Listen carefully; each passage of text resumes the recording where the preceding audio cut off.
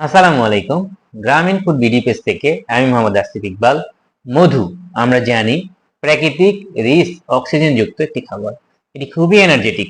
মধুতে natural sugar আছে, অর্থাৎ ফ্রুক্টোজ থাকে।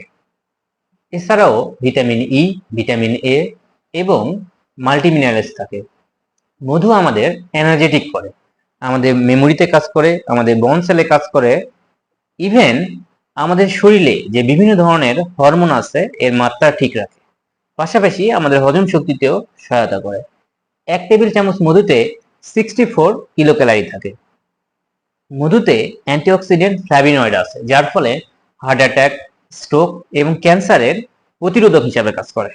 আলহামদুলিল্লাহ, গ্রামীণ ফুড বিডি টিম আমরা নওগাঁ জেলার বিভিন্ন থানায় সরাসরি অন দ্য স্পটে গিয়ে মোয়ালদের সাথে থেকে মধু কালেক্ট করতেছি এবং আপনাদেরকে শতভাগ খাঁটি মধু প্রোভাইড করতেছি।